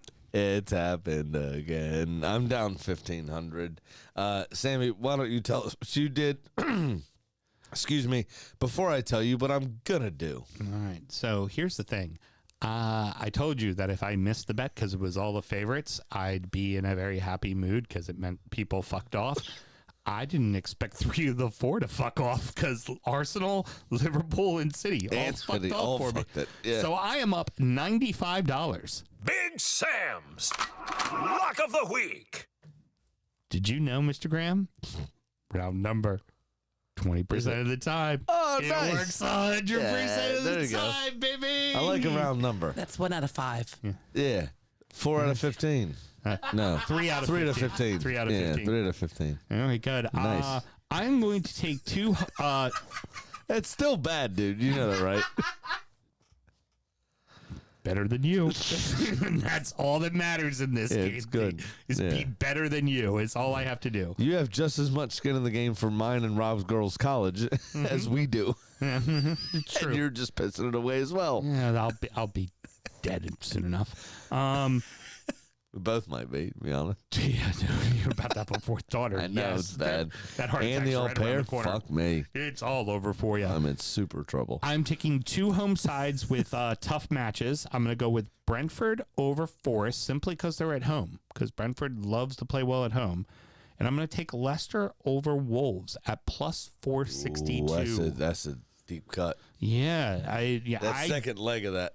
The first one I agree with. The second leg of that is that's a deep cut. Yeah, I'm not sure Wolves are going to have themselves figured out. There won't be a new manager. It could be a bump 'cause there Cunha. won't So be a new here's the other thing. manager. We failed to bring this up during the game. Do you see the afters with Mateus Cunha and some Ipswich staff? No, I did not. There seemed to be some sort of man wearing an Ipswich coat who had some glasses on. This is relevant for a reason. There was a bit of a bust up. Mateus Cunha apparently punched a dude in the back of the head, took a swing, took a swipe, did something. Glasses flew off his head. I heard one pundit make a joke that the geezer didn't do anything back or didn't do anything untoward, supposedly, other than whatever he said prior to making Mateus do that. But one of the things he said was that the guy obviously lost his glasses. It flew off his head. He said the hardest thing that geezer could have done was take glasses out of his pocket and put it back on his face. Just like, I got a backup, bitch. Because Cunha didn't do that much damage. So it just would have been just added like insult to injury. I'm all right. But yeah, Cunha could face retrospective action and be out for a few That would hurt him. because That would of definitely hurt him. this supposed fight. All right, so what I've done here is 9-way parlay. it's only 5. So I've got Villa or draw with City. Villa are at home. City are playing like shit. Don't disagree with that. Villa are playing like shit, but less shit. Mm-hmm. To be honest, I don't disagree with that they've thought been at all. finding a way where City look all over the fucking place, and Villa have their building behind them. Mm-hmm. So I went for the double chance. I wanted to do a Villa win, but I went for the double chance just to be safe. Brentford or draw with Forest. Forest are playing well enough that I'm nervous that they'll nick something, but you're absolutely correct, and this is where I said I agree with you a bit. Brentford are excellent at home. Yeah. That's where they've built their bees. Yeah. Their hive. The hot, yeah, that's what I want. That's what I wanted. But Forest have been in good nick, so I am worried they might snatch something like a 1-1. So I went for the double chance there. Brentford or draw with Forest. Newcastle to win at Ipswich. I think Ipswich will be coming off. They'll be flying high. They'll be excited. Newcastle have too much for them. Yeah, There's just no chance they get that. Brighton to win at West Ham. I think they're going to want to bounce back. They didn't play ridiculously poorly in that They played well. They played M23 well. derby. Yeah. West Ham still aren't good. I think Brighton are going to look to set this right, and I think they'll win at West Ham. And then I think the same thing for Arsenal to beat Palace in my last leg of this parlay. I think Arsenal rue their missed opportunity, especially with the points dropped by other clubs. And Arteta's going to be drilling them hard this week, and make sure they beat Crystal Palace at the weekend. That garners me a plus 1338 if all those things hit. So you'd still be in the red. Yeah, I would still be in the red, but it'd be a hell of a lot closer. Okay. Very good. I'm going to That's that. all that matters. All right. Well, that's going to wrap it up, boys and girls. Mr. Graham, any parting words? I don't think so. Was there anybody that was dickheads? Not that I know of, other than Mateus Cunha hitting a senior citizen, apparently. Yeah. Yeah. That'd be I about don't it for think there me. was either, to be honest. I think that's everything. Yeah, I don't think there's a cut this week. All right. Really don't. Next up is DU Does EFL, where we're going to talk about the rest of English football. And then, of course, after that is Injury Time, where we talk about the beers we've been drinking, we recap our fantasy teams, talk a little bit about our adopted clubs, and preview the weekend's action. DU Does the EFL is completely free to you, but if you want to help support the show, how do you go about doing that, Mr. Graham? Very simple. It's patreon.com/DU Football Show. Just sign up at one $5 tier, and you'll get all the extra content that Sam just spoke about. Or just stay on the stream, and you'll get the EFL show if that's all you want to listen to for whatever reason. Because you're missing out. I mean, you should sign up to the Patreon, Yeah. to be honest. No. Patreon.com/DU Football Show. There is one last thought. Oh, also join the closed Facebook group. A lot of bants there. Had a lot of good bants this weekend as well. A lot of fun with everybody in there talking absolute bollocks. Drunkard United FC on Facebook. Excuse me. Speaking of cunts, are you aware that your next live show will happen on Festivus? Yeah. Yeah, we know that. Yeah. Huh? Taylor, be ready. Shorebilly, be ready. I have some grievances. Yeah. If you are, And if you fancy yourself, I'm down for a feats of strength, cunt. Drive your ass over here. if you are watching us on the live, we're going to take a quick break and we'll be right back for the EFL show. And the one thing we forgot to do, Mr. Graham, is you talked about how Wolves loves Portuguese. I mean, we can always Didn't bring to the game not just the basics of football, I believe the basics of life. You know what I think is an underrated link? I think he wants to get the fuck out of Trabzonspor or whoever he's managing over there. There's been no bigger come and get me plea than I'd love to manage England again, but I'm here for the next 2 years and nobody could pry me away from this club. So it's like, please pay my buyout. Somebody come Like get we me. say in Portugal, bread is bread and cheese is cheese. And that cheese needs to pay the big cheese so I can fuck off to the good cheese. Till next week, everybody. Good night.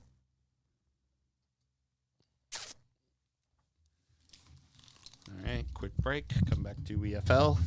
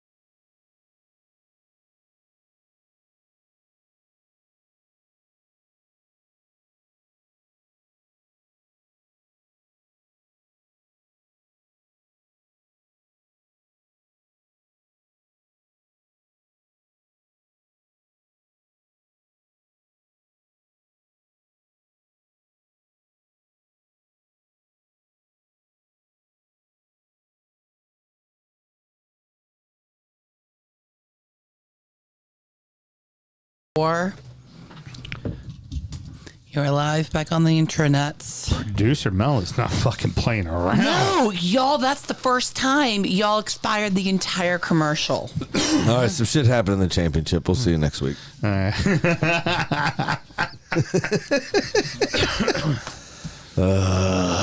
much talking about. Sam got me going on my family. Sorry. Well, I wanted to hear about it. You know, You could have done it after the show, you know? We did it after the show. Faux show. The real show. No, the faux show. You gotta do it after the faux show. This is only the third show. We still have one more show, so you guys do it after the faux show.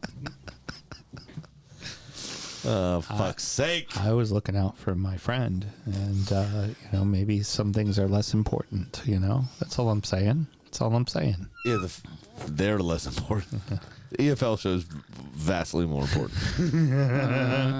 Let's see how many At people this stage. stuck around. One person. You lost 9 viewers. Oh, sorry. Sure, everybody. Billy, nice to see you. Or Taylor. Let me see. Taylor hasn't been watching live. Taylor and Christian have not been around. You've been busy bees, Oh, man. it's somebody on Twitch, so it's Rob Holmes. Everybody's got shit to do, you know. Hey, Yeah. Robbie. What's up, buddy? All right, let's go ahead and do a show. Just kidding.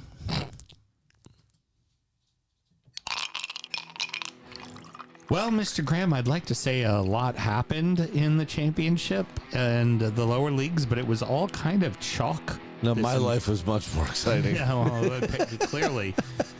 But we do have League Cup quarterfinals to discuss as well, We which do. should be good. Very excited about Yeah, so like I said, everything stayed the same, including Leeds dropping points. that. Whee! You know, so Whee! as the more things change, the more they stay the same.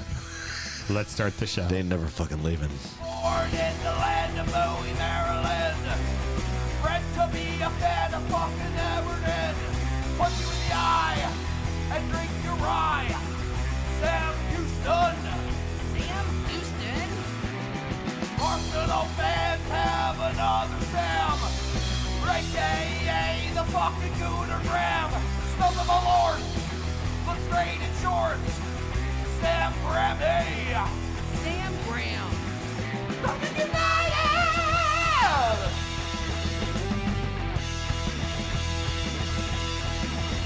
Fucking United!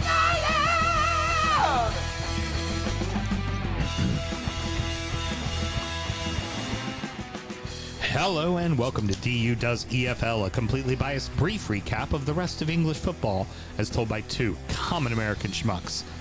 I'm your host, Sam Houston, and across the way from me, got a lot of shit going on, Mr. lot of shit Samuel going on. Graham.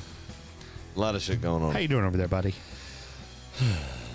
Very happy to do these shows tonight. Yeah? Allows me a bit of stress relief, a bit of creative freedom, Yeah?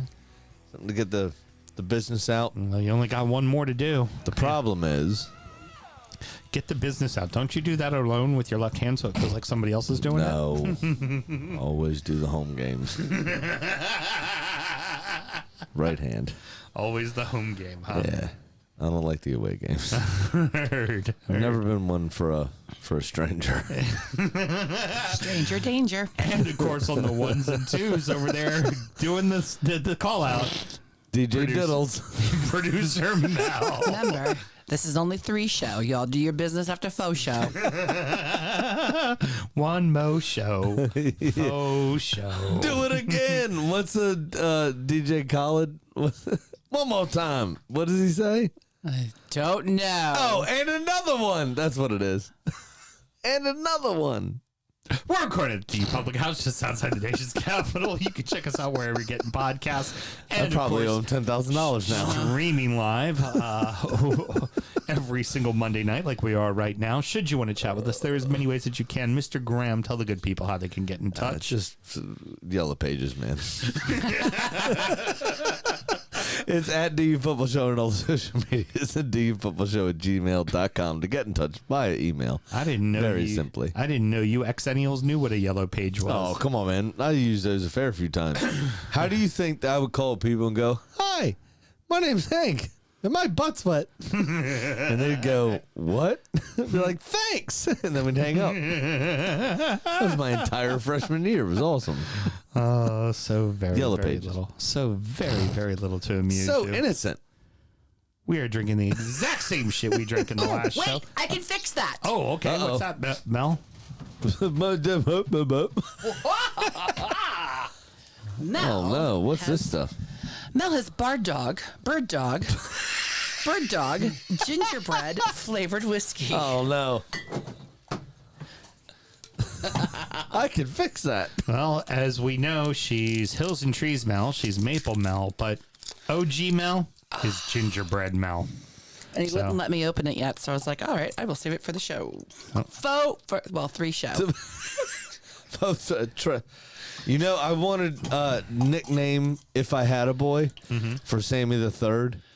I wanted his nickname. Remember the hair product brand Tresemme? Yes. I wanted to call him Tresemme as if it was Trey Sammy in French. 3 Sam.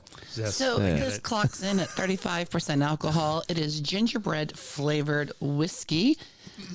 Bird Dog makes decent flavored whiskey stuff at a pretty affordable price, and Yeah. they do just about every flavor you can think of. Do you remember Snowmageddon when I lived in Baltimore when we Yes. had that 3 feet? Yes, I do. Tegan, Carly, and I, as I was gathering men to shovel the alley so we could all get out because our HOA landscaping company couldn't get done. It was a fucking overwhelming. So we all had to do it ourselves. Anyway, we carried around a tray of Bird Dog Blackberry and Jägermeister for people that didn't like Jaeger. Right.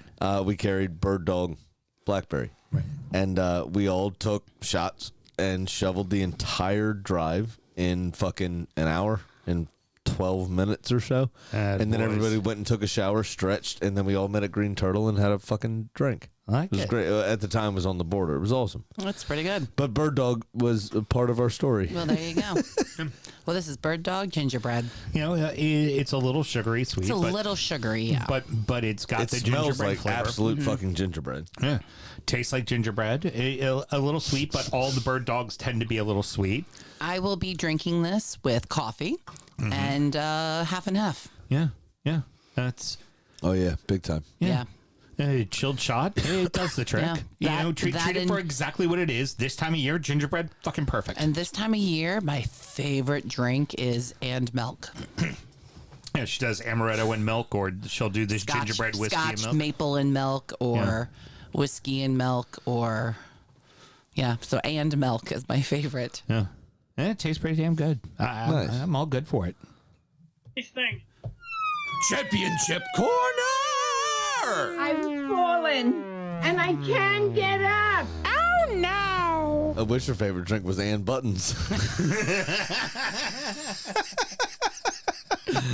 Oh, very little change. It is delicious, actually. I don't mind it. Yeah, I don't That's mind fine. it at all. It's quite good. It tastes like the end of that s'mores flavored whiskey. Yeah, yeah. Just very good. straight up brown sugar and gingerbread. Yeah, I like it. Nice and easy. It's fine.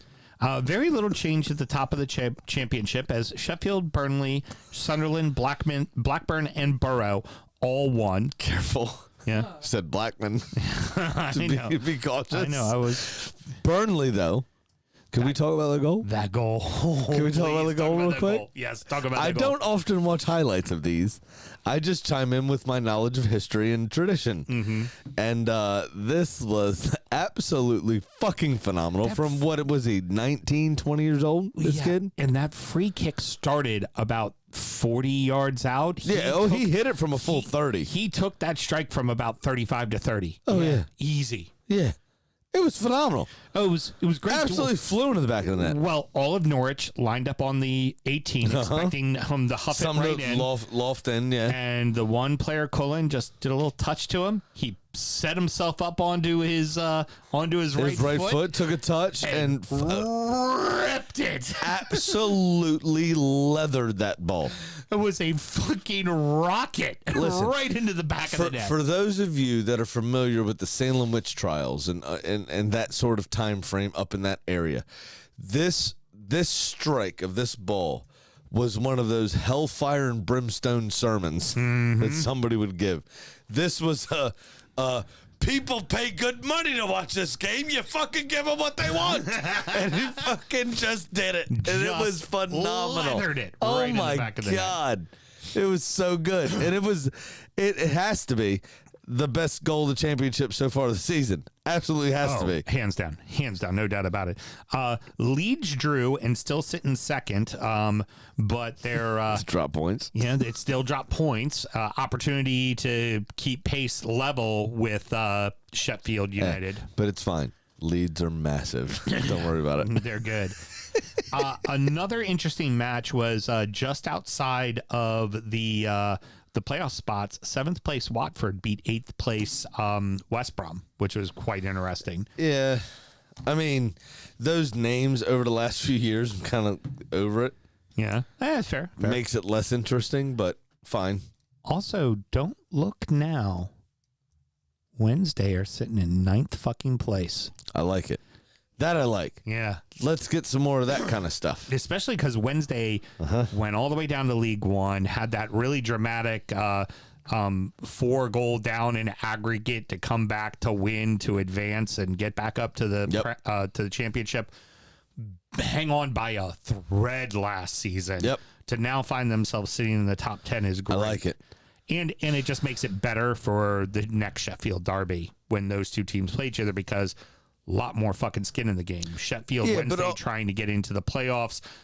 Blades trying to hold on to the league lead. You know, all of also, I wouldn't even mind if both of them came up, to be honest with you, because it would guarantee a Sheffield derby in the Premier League. If the Blades were going to come up, I'd want Wednesday to come up. But with of them. all these teams in and around it, right? We perennially we're talking about Norwich. We're talking about now Fulham. Obviously, have been in the Premier League for a couple of years, but year on year they were either Premiership or playoff places. Right. Like we talk about them all the time. Yo-yo clubbing, right? Norwich, same way.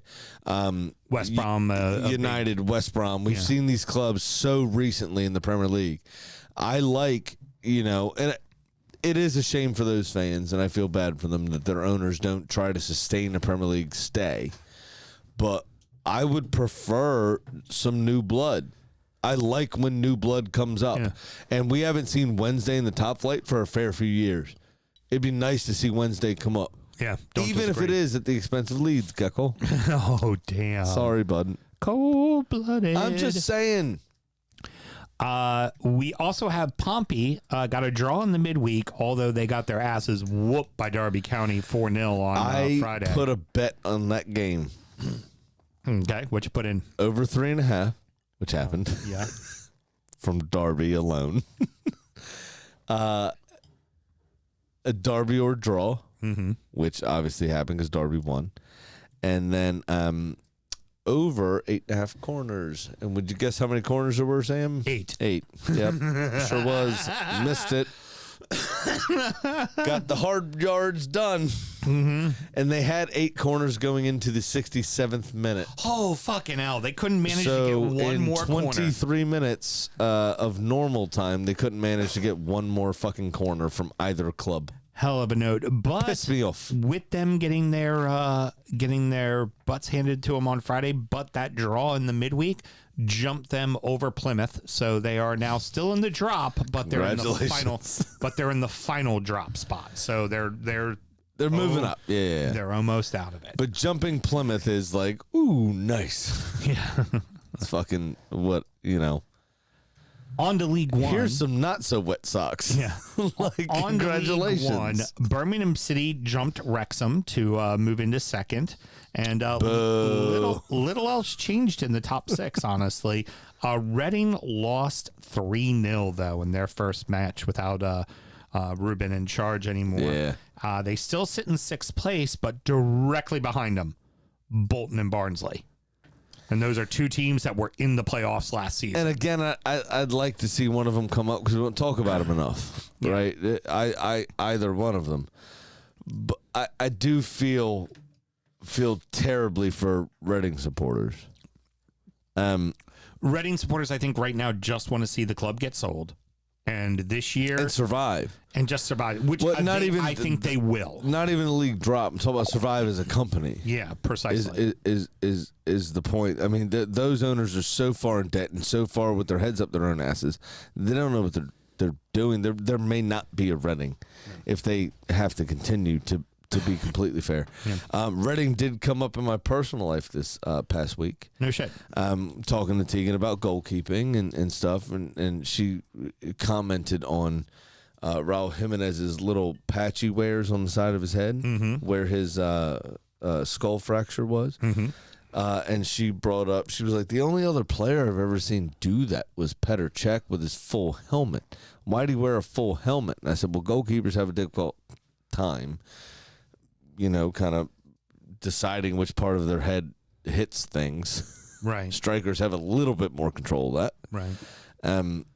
Albeit Raul Jimenez should probably be wearing a helmet. I said, but do you know how that happened and who it happened against? And she said, no. So I told her about Nicky Hunt, the Reading winger from years ago, Irish winger, played for Reading, that was running through while Reading were in the Premier League on Petr Cech, and he dove down, fairly routine. Nicky Hunt tried to jump out of the way, which was fair dues, a complete accident, and kneed Petr Cech in the side of the head and fractured his skull. Yep. And that's why he had to wear the short bus helmet, and why we all called him Short Bus. Oh, Short Bus. Yeah. But it was a legitimate medical reason why he had to do it. And so Reading did come up in my personal life this last week, And which then was there interesting. was the kid from Perry Hall against your brother's team in the state title who was just wearing it because he was wearing a Chelsea keeper jersey, and clearly Petr Cech was his idol. Favorite player, yeah. And that's That happened. There was remember him seeing a kid It made me want to kick him in the head, yes. yes, absolutely right. Yes, I've never wanted to cause a head injury to a high school senior more in my entire life than that moment. Like, why are you doing that? Yeah. No, I'm with you. Wigan got a win to end their miserable slide that they've been on as of late. And I feel like Wigan are always on a miserable slide. yeah, it's true. It's until they overspend and get up to the championship, and then they get into Have a problems miserable slide again. and get a bunch of points deducted for financial fair play violations. Currently, Crowley, Cambridge, Burton Albion, and Shrewsbury are the 4 teams going down. I'd like to see Cambridge stay up. Yeah. I find it interesting when areas not known for football, or like Wigan even, I'd like to see stay up, when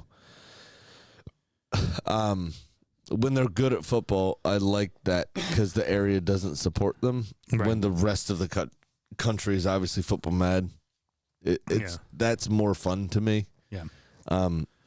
So I don't know. We'll see. Crowley was the 4th team to come up from League Two. Yeah. And obviously Stockport, Mansfield, and Wrexham are all doing pretty well. Even though Mansfield's now more 10th, 11th place, they've kind of fallen off of the ranking a little bit. But also, I guarantee you, if you asked any of those newly promoted sides, with the exception of Wrexham, you got up to League One. What would your goal be? Stay in League One. Right? Yep. Wrexham Absolutely. is we want to try to get 100%. promoted again. I know that's the case with them, but with the other 3, they want to stay up. So unfortunately, Crowley is not looking good. League Two, Wassel has opened up a 4-point lead now over top of Port Vale with that's an automatic promotion right now, isn't it? Yeah.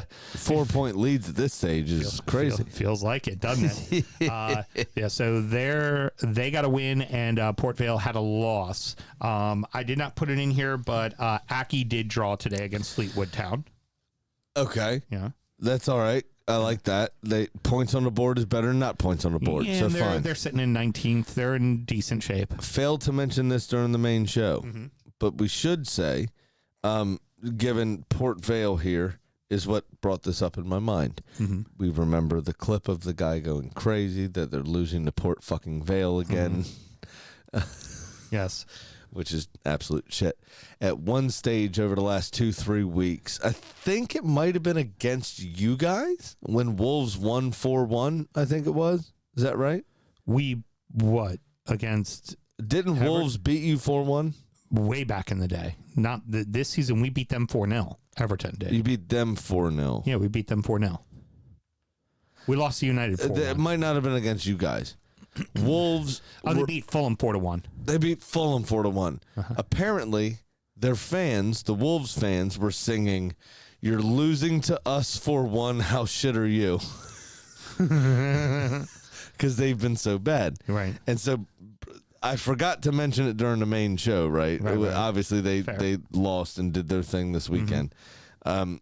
but Port Vale made me think of it, and that clip just played in my head real quick, and I was like, oh shit, I forgot to say something about Wolves. You're losing to us. How shit are you? What a chant. So one other thing to discuss was Doncaster, who's been in and around it, normally at third place, have actually fallen back, and Crew Alexander and Wimbledon have taken them over. So I like that. I like AFC all the way to sixth. I'd like AFC Wimbledon to keep coming up. That'd be nice. Yeah. Obviously, what happened with them with MK Dons and the old club leaving and the owner kind of Baltimore holding them essentially. Yeah, exactly. It just.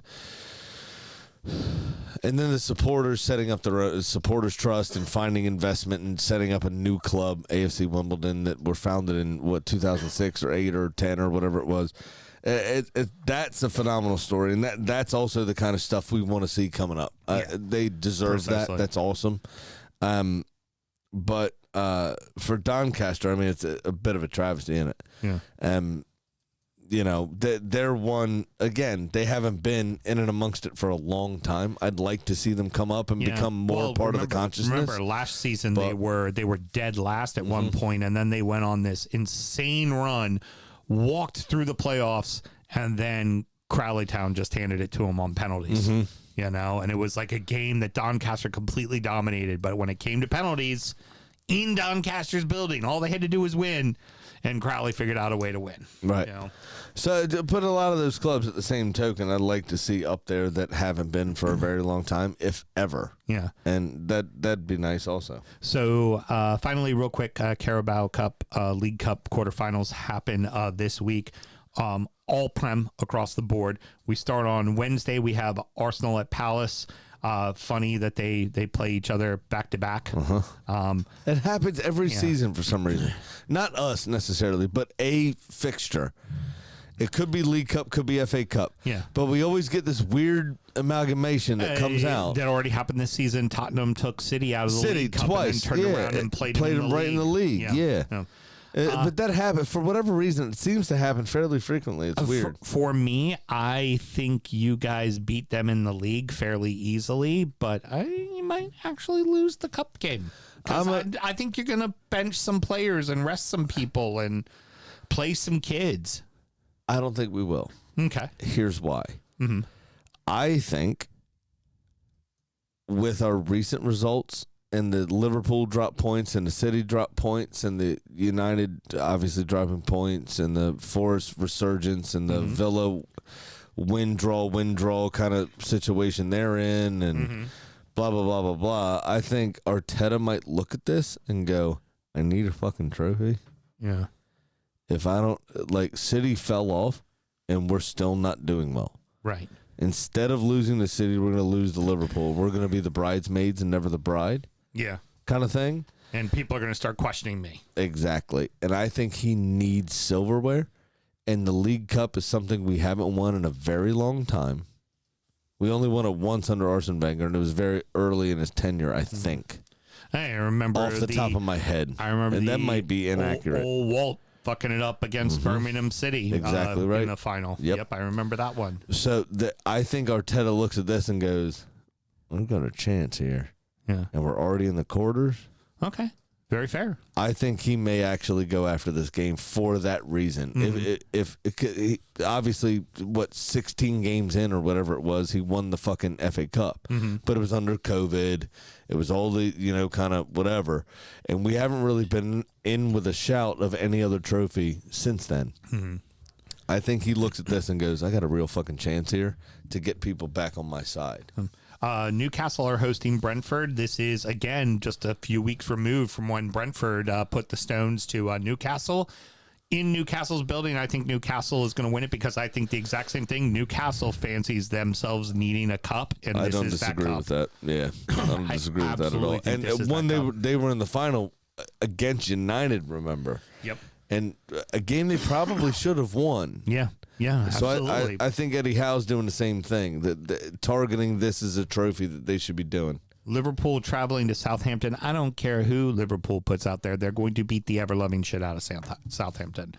Me and you could play for Liverpool, and Southampton would lose that game. If Ashley Young had made his fucking penalty, it would have been a Merseyside derby.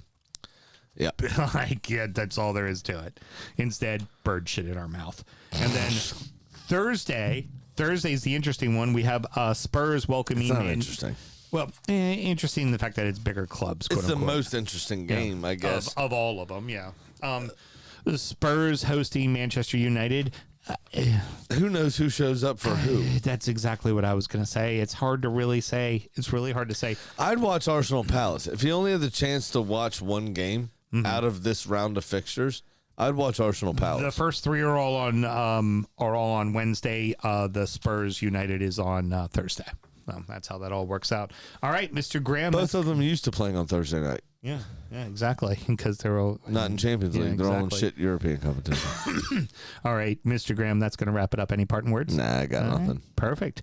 Next up is injury time, where we're going to talk about our fantasy teams. We're going to discuss the beers we've been drinking, and of course, preview the weekend's action. Should somebody want to support the show, Mr. Graham, how do they go about doing it? Very easily, actually. Patreon.com/CU Football Show. Sign up to that $1 $5 tier. You get all the extra Sam's been talking about to support the show in that manner. If you want more of us talking, if you don't want more of us talking, but you still want to support the show, just go to the DU Drip Shack and buy some merch because we do get a fair few quid off of every sale. So holler at that, which is awesome.